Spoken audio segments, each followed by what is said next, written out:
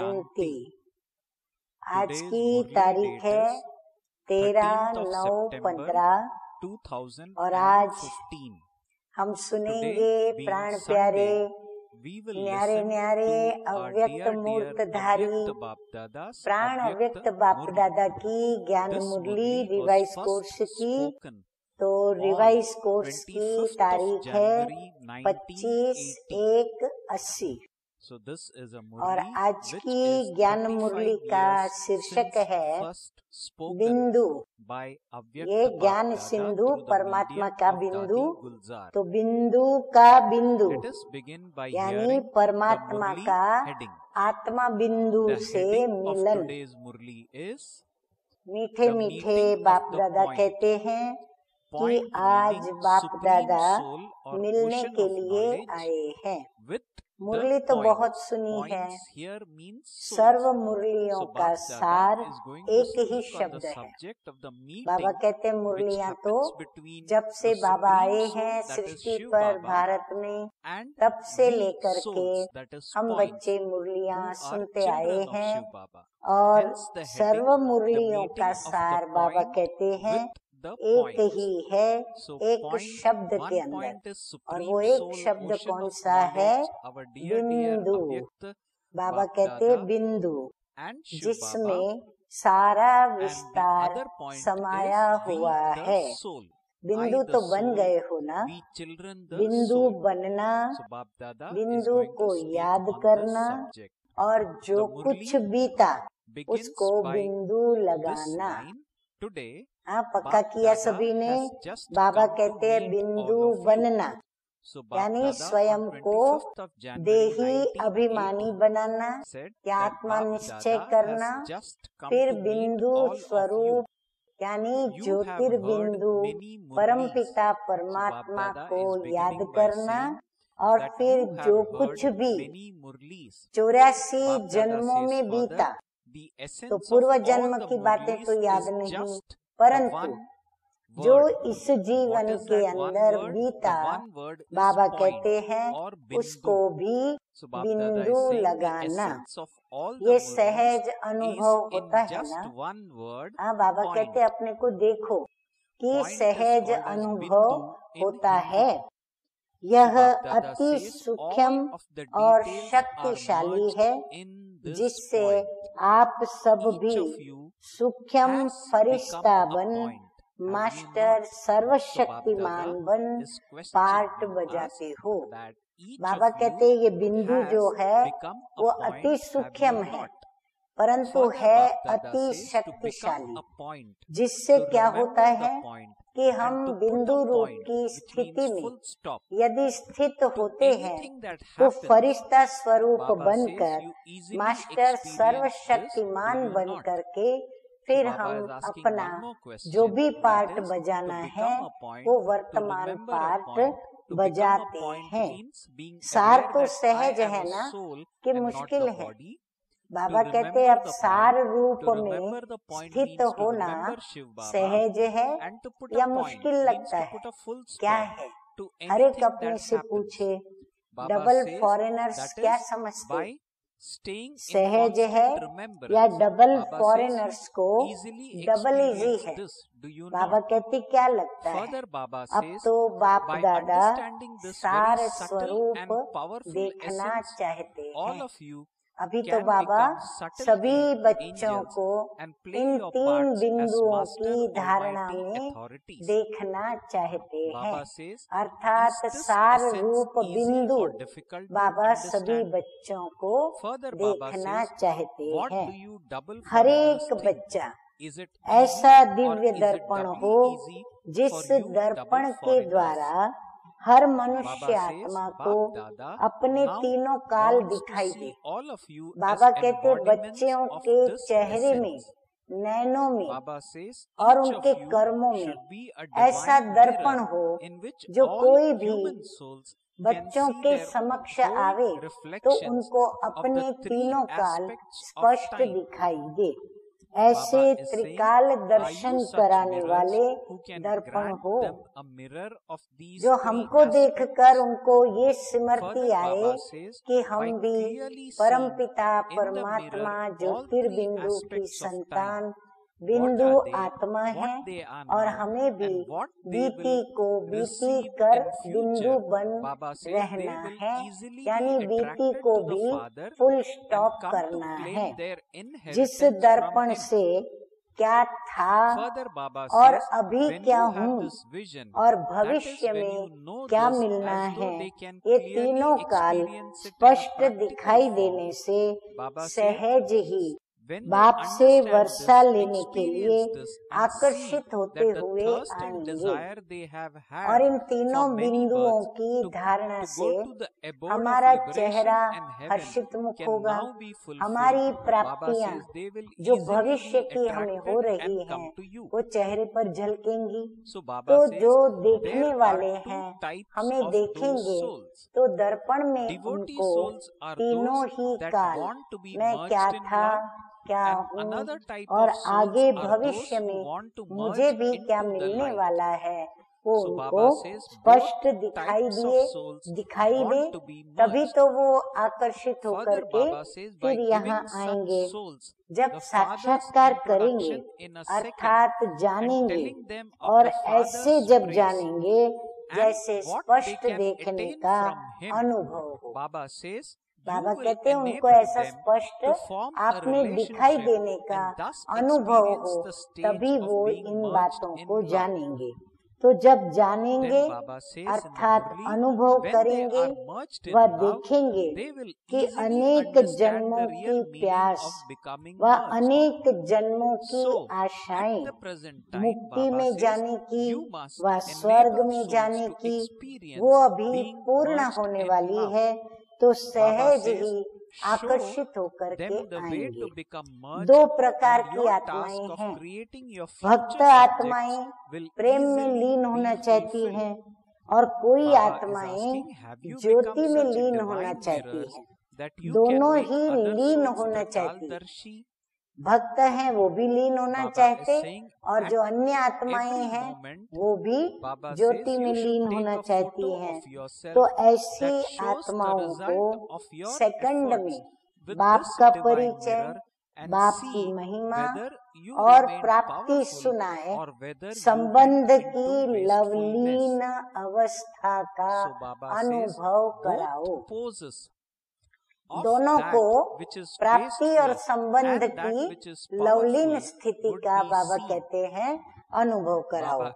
लवलीन होंगे तो सहज ही लीन होने के राज को भी समझ जाएंगे। जब प्रेम में लीन होंगे तो फिर लीन होने का राज वो समझ जाएंगे। तो वर्तमान समय लवलीन का अनुभव कराओ, भविष्य लीन का रास्ता बताओ, तो सहज ही प्रजा बनाने का कार्य हो जाएगा।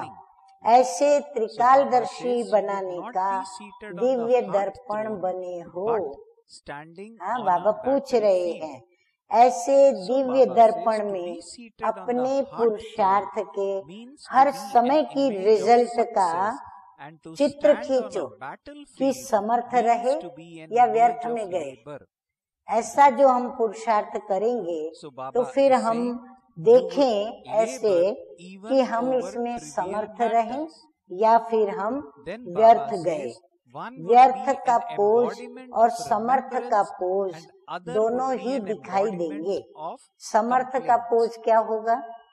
बाबा कहते हैं जब वो चित्र देखोगे अपना स्वयं का तो समर्थ का चित्र क्या देखोगे? मास्टर सर्वशक्तिमान व दिल तख्त नशीन। बाबा कहते कैसा दिखाई पड़ेगा? एक तो आप दिल तख्त नशीन मास्टर सर्वशक्तिमान दिखोगे, और व्यर्थ का पोज क्या देखा? क्या होगा? सदा युद्ध के रूप में योद्धे का पोज होगा। तख्त नशीन नहीं, लेकिन युद्ध स्थल पर खड़े हैं। तख्त नशीन सफलता मूरत और युद्ध स्थल में खड़े हुए मेहनत की मूरत होंगे। छोटी सी बात में भी मेहनत करते रहेंगे, वो याद स्वरूप होंगे और ये फरियाद स्वरूप होंगे। ऐसे अपना भी स्वरूप देखते रहेंगे और दूसरे को भी तीनों कालों का दर्शन कराएंगे। ऐसे दिव्य दर्पण बनो। हाँ, स्पष्ट उनको सब दिखाई पड़े, समर्थ भी दिखाई पड़े, व्यर्थ भी दिखाई पड़े, दिल तख्त नशीन भी दिखाई पड़े, तो सर्वशक्तिमान भी दिखाई पड़े, सफलता मूर्त भी दिखाई पड़े, तो युद्ध करते हुए मेहनत मूर्त भी दिखाई पड़े। तो बाबा कहते हैं ऐसे दिव्य दर्पण बनो। समझा? अच्छा, आज तो डबल फॉरेनर्स और गुजरात से मिलना है। दोनों की डांस करने में राशि एक ही है। वह भी नाचते हैं और यह भी खूब नाचते हैं। गुजरात वाले भी प्रेम स्वरूप हैं और डबल फॉरेनर्स भी प्यार के अनुभव के आधार पर भागते हैं। ज्ञान के साथ साथ प्यार मिला है, उस रूहानी प्यार ने ही उन्हें प्रभु का बनाया है। डबल प्यार मिलता है, एक बाप का, दूसरा ईश्वरीय परिवार का। तो प्यार के अनुभव ने परवाना बनाया है। प्यार विदेशियों के लिए चुंबक का काम करता है, फिर सुनने व मरने के लिए भी तैयार हो जाते हैं। तो ये मरना तो पसंद है ना, ये मरना अर्थात स्वर्ग में जाना। इसलिए मरने वाले के लिए कहते हैं कि स्वर्ग गया। वह मरने वाले नहीं जाते, लेकिन संगम पर जो मरा वो स्वर्ग गया। इसकी कॉपी करके जो देह से मरते हैं उसके लिए अखबार में डालते हैं कि फलाना स्वर्गवासी हुआ, माना स्वर्ग गया। तो मरना पसंद है ना? हाँ, संगम युग पर मरना माना प्रैक्टिकल स्वर्ग निवासी बनना। अपनी मर्जी से मरे हो ना, मजबूरी से तो नहीं मरे हो ना। ये सारी सभा मर्जीवा बनने वालों की है। कहाँ सांस रुका हुआ तो नहीं है। हाँ, बाबा पूछ रहे हैं कि मरते मरते कहाँ सांस रुका हुआ तो नहीं है ना पुरानी दुनिया में। हाँ, कहाँ पुरानी दुनिया में सांस रुका हुआ तो नहीं है। यही वंडर है जो मरे हुए भी हंसते हैं। बाबा कहते ये यहाँ वंडर है। फॉरेनर्स बाबा की बातों से हंस रहे थे। आप लोगों की क्रिश्चियन फिलॉसफी में भी है कि मुर्दों में आकर जान डालते हैं। पहले मुर्दे बने, फिर जान पड़ गई, नया जन्म हो गया। बाबा कहते हैं ये जो मरना है ना प्रभु के आगे, इसमें मजा है, डर नहीं है। दादियों से बात कर रहे हैं बाबा। वर्तमान समय महावीरों की वतन में विशेष महफिल लगती है। जो भी एडवांस पार्टी में गए हैं, बाबा कहते वतन में ऐसे महावीरों की महफिल लगती है। क्यों लगती है वो जानती हो?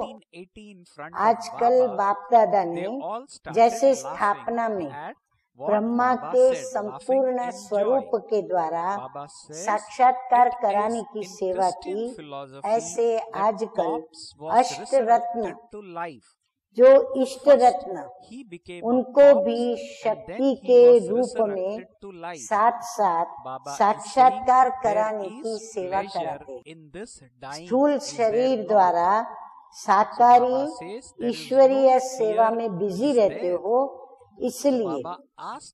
लेकिन आजकल अनन्य श्रेष्ठ आत्माओं की डबल सेवा चल रही है। जैसे ब्रह्मा द्वारा स्थापना की वृद्धि हुई, वैसे अभी शिव शक्ति के कंबाइंड साक्षात्कार द्वारा साक्षात्कार और संदेश मिलने का कार्य आपके सूक्ष्म शरीरों के द्वारा भी हो रहा है। बाबा कहते हैं डबल कार्य कर रहे हैं। एक तो एडवांस पार्टी के द्वारा दिव्य साक्षात्कार बाबा के साथ साथ, और फिर उसके साथ उनको संदेश मिलने का कार्य, ये डबल कार्य हो रहा है। तो बाप दादा अनन्य बच्चों को इस सेवा में सहयोगी बनाते हैं। इसलिए सूक्ष्म सेवा के प्रैक्टिकल प्लान के कारण वहाँ महफिल लगती है। तो वो सूक्ष्म प्लान बनाना पड़ता है। तो इसके लिए वहाँ पर जैसे यहाँ मीटिंग होती है वैसे वहाँ पर महफिल लगती है। इसलिए महावीर बच्चों को कर्म करते भी किसी भी कर्म बंधन से मुक्त सदा डबल लाइट रूप में रहना है। बाबा कहते हैं जो भी मेरे अनन्य बच्चे यहाँ सेवा कर रहे हैं उनके द्वारा भी बाबा साक्षात्कार कराने का कार्य सूक्ष्म प्लान बना करके करते हैं। इसीलिए यहाँ भी जो अनन्य महावीर बच्चे हैं उनको भी डबल लाइट रूप में रहना है। बाप ने सूक्ष्म वतन में इमर्ज किया, सेवा कराई, उसकी अनुभूति आगे चलकर बहुत करेंगे। बाबा कहते हैं आप लोगों को भी ये अनुभव आएगा कि बाप दादा ने आपको वतन में इमर्ज किया, फिर आपके द्वारा सेवा कराई, और फिर उसकी अनुभूति जो है वो आप साकार में यहाँ कर सकेंगे। डबल सेवा का पाठ चल रहा है। बाप दादा अनन्य बच्चों के संगठन द्वारा भक्तों को और वैज्ञानिकों को दोनों को टचिंग कराने की सेवा कराते रहते हैं। बाबा भी दो क्षेत्र के लोगों को साक्षात्कार कराने की और टचिंग कराने की सेवा कर रहे हैं। एक तो भक्तों को और दूसरा वैज्ञानिकों को। भक्तों को साक्षात्कार कराना और वैज्ञानिकों को टचिंग। तो बाबा ये डबल सेवा कराते रहते हैं। उनमें अनन्य भक्ति के संस्कार भर रहे हैं जो आधा कल्प भक्ति मार्ग को चलाते रहेंगे। बाबा कहते हैं ऐसे भक्तों के अंदर क्या कर रहे हैं, उनको उनके अंदर संस्कार भर रहे हैं जो आधा कल्प तक फिर वो भक्ति मार्ग को चलाते रहेंगे और वैज्ञानिकों को परिवर्तन करने और रिफाइन साधन बनाने में टचिंग करते रहते हैं। जो साधन जैसे ही संपन्न होंगे तो उसका सुख संपूर्ण आत्माएं लेंगी। ये वैज्ञानिक नहीं ले सकेंगे। वैज्ञानिक भले खोज करते हैं परंतु उसका सुख जो है वो वैज्ञानिक खुद नहीं ले पाएंगे, लेकिन जो आत्माएं संपूर्ण बनेंगी वो उनका सुख लेंगी। तो दोनों ही कार्य सूक्ष्म सेवा के द्वारा हो रहा है। समझा? बाबा ने अति गुह्य बातें बताई। आपस में बैठकर इस पर आप वर्कशॉप करें, मनन चिंतन करें, मंथन करें। बहुत सुंदर बातें बाबा ने गहराई की राजयुक्त बातें बताई। अच्छा, आगे मीठे मीठे बाप दादा कहते हैं सारे दिन में सूक्ष्म वतनवासी कितना समय होकर रहती हो? बाबा दादियों से पूछ रहे हैं कि सारे दिन में सूक्ष्म वतनवासी माना फरिश्ता स्वरूप बनकर कितना समय रहती हो? कि फिर स्थूल सेवा ज्यादा है, कि फिर स्थूल सेवा में ज्यादा रहते हो? आप लोग कितना भी बिजी रहो, बाप तो अपना कार्य करा ही लेते। बाबा कहते आप भले कितने भी बिजी हो जाओ, लेकिन जो उनमें से इष्ट हैं, बाबा उन इष्टों को साक्षात्कार कराने का जो कार्य है वो बाबा करा ही लेते हैं। अपने संपूर्ण आकार का अनुभव किया है। जैसे साकार आकार हो गए, आप सबका भी संपूर्ण आकारी स्वरूप है, जो नंबरवार हर एक साकार आकार बन जाएंगे। आकार बन करके सेवा करना अच्छा है या साकार शरीर परिवर्तन कर सेवा करना अच्छा? बाबा कहते दोनों में से क्या अच्छा? एकदम आकारी बन जाना अर्थात फरिश्ता बन के एडवांस पार्टी में जाना, या फिर साकार शरीर में रहते हुए अपने आकारी सूक्ष्म शरीर को फरिश्ता स्वरूप में स्थित होकर के फिर सेवा करना, क्या अच्छा लगता है?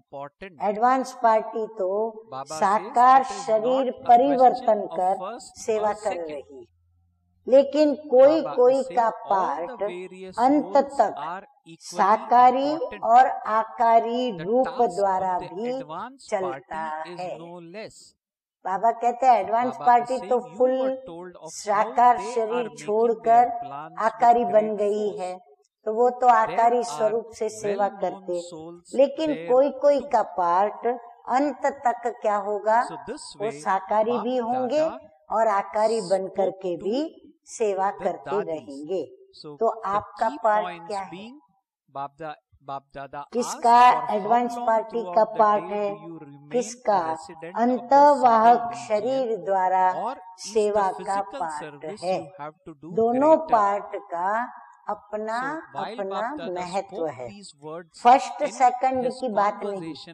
हाँ, बाबा कहते इसमें सेवा है, फर्स्ट सेकंड की बात नहीं। वैरायटी पार्ट का महत्व है। एडवांस पार्टी का भी कार्य कोई कम नहीं है। सुनाया ना कि जोर शोर से वो अपना प्लान बना रहे हैं, वहाँ भी नामी ग्रामी है। बाबा कहते हैं वतन में भी बाबा के नामी ग्रामी बच्चे हैं जो जोर शोर से प्लान बना रहे हैं।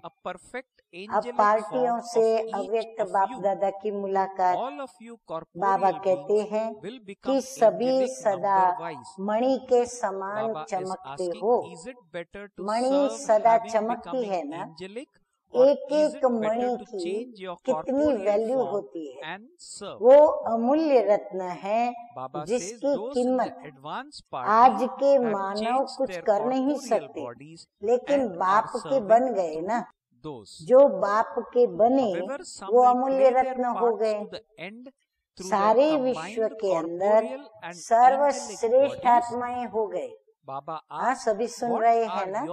सुन करके रूहानी नशा चढ़ता है, इतनी खुशी रहती है जैसे शरीर का ऑक्यूपेशन सदा याद रहता है, वैसे आत्मा का ऑक्यूपेशन भी कभी भूलना नहीं चाहिए। संगम युग का श्रेष्ठ भाग्य ही है बाप के अमूल्य रत्न बनना। जो तो हम बने हैं, इस भाग्य को भूल कैसे सकते हैं? सभी सेवा में सहयोग देते हैं, ऑलराउंड सेवाधारी। सेवा का चांस मिलना यह भी ड्रामा में एक लिफ्ट है।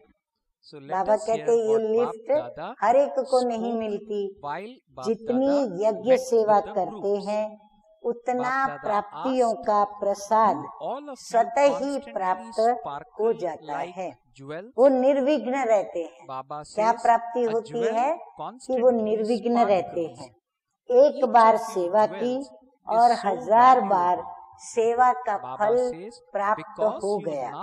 सदा स्थूल और सूक्ष्म लंगर लगा रहे, किसी को संतुष्ट करना ये सबसे बड़ी सेवा है। बाबा कहते हैं उसका भी लंगर लगना चाहिए। जिसको भी संतुष्टता चाहिए वो हमारे पास हमारे लंगर में आकर के प्राप्त करे। मेहमान निवाजी करना ये सबसे बड़ा भाग्य है। कहते भी है मेहमान भाग्यशाली के घर में आते हैं।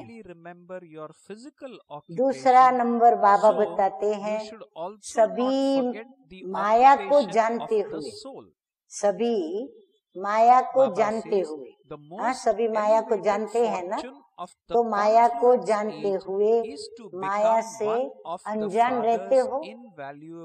माया से जो अनजान रहेगा उसका क्या होगा? गफलत में रहेंगे तो धोखा खाएंगे। तो जैसे देवताएं माया के वार से अनजान हैं, माया को ऐसे समाप्त कर दो जो नाम निशान ही बाबा कहते हैं खत्म हो जाए, माया का नाम ही खत्म हो जाए। माया कभी मेहमान तो नहीं बनती है ना।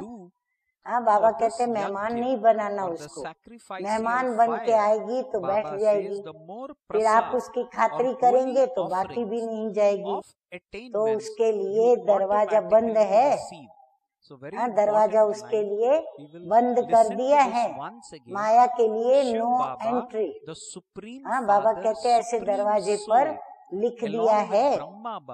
अगर किला मजबूत होता है तो दुश्मन नहीं आता है। ऊंच स्टेज पर रहना अर्थात ऊंची दीवार, शत्रु के लिए ऊंची दीवार, कभी भी नीचे की स्टेज में नहीं आना।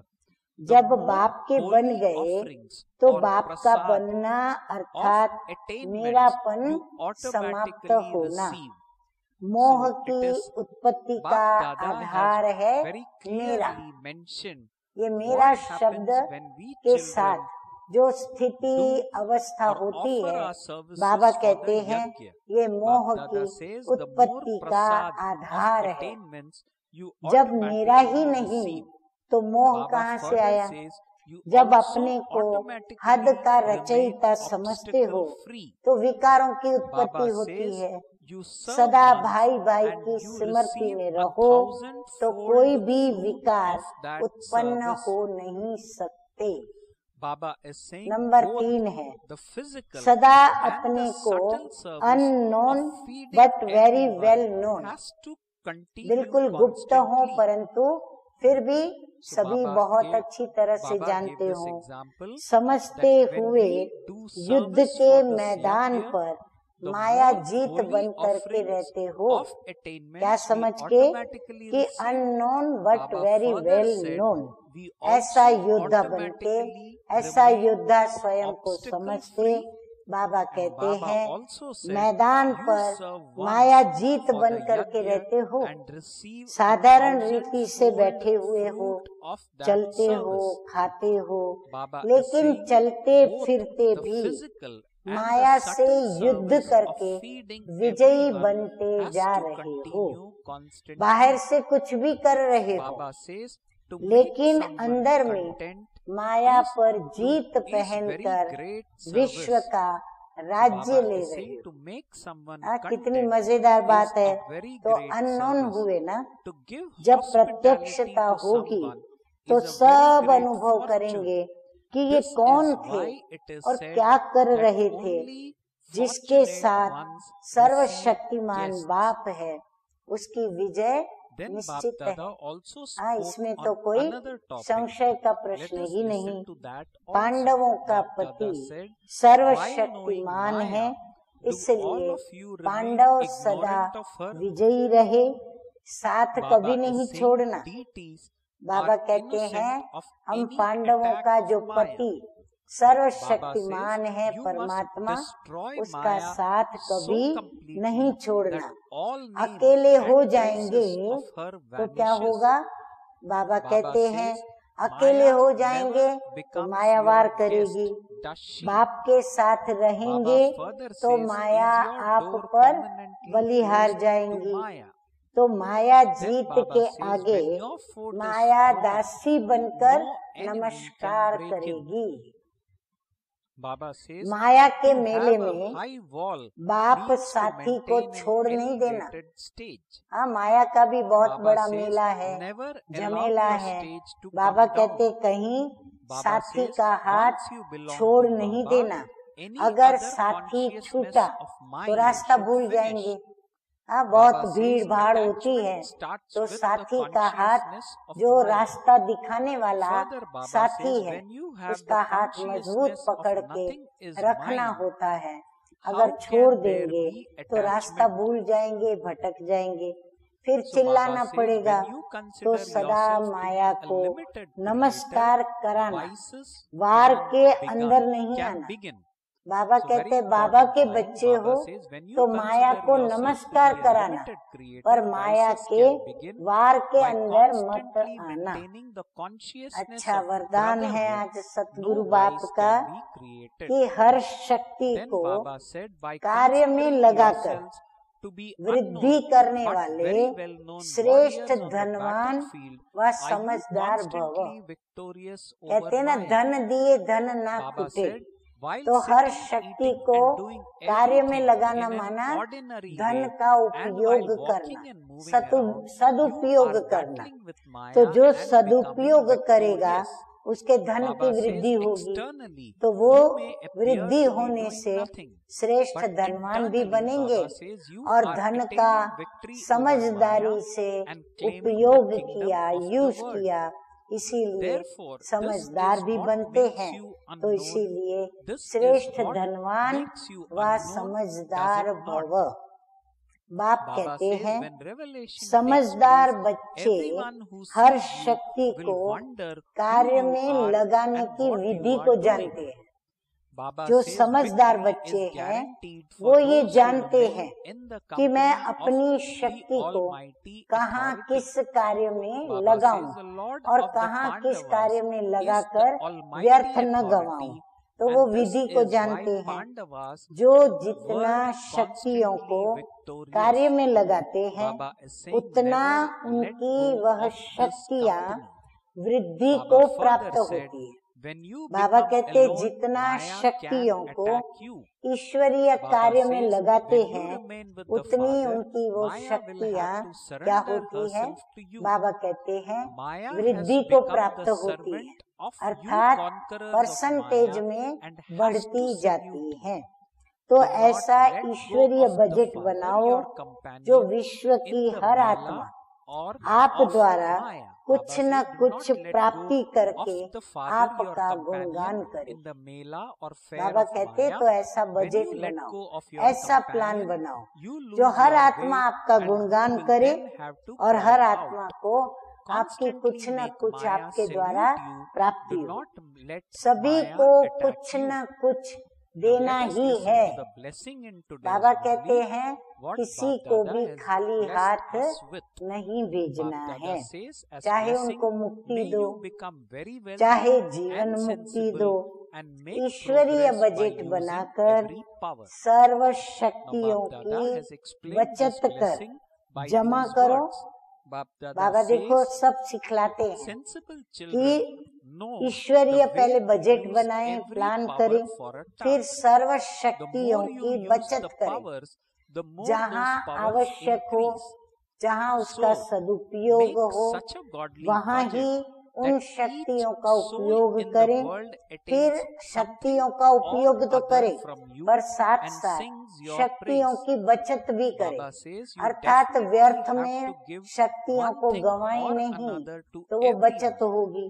तो वो बचत कर जमा करो, फिर उसको जमा करें और जमा हुई शक्ति के द्वारा क्या करें? सर्व आत्माओं को भिखारीपन से, जो बाबा के आगे रात दिन भिखारी बनकर या इष्ट देवी देवताओं के आगे भिखारी बनकर मांगते ही रहते हैं, तो उनको भिखारीपन से, दुख और अशांति से मुक्त करो। बाबा कहते हैं ऐसी आत्माओं को मुक्ति दो। स्लोगन है आज का, शुद्ध संकल्पों को अपने जीवन का अनमोल खजाना बना लो। शुद्ध संकल्प, उनको बाबा कहते हैं अपने जीवन की प्रॉपर्टी बना लो, अपना खजाना बना लो, तो माला माल बन जाएंगे।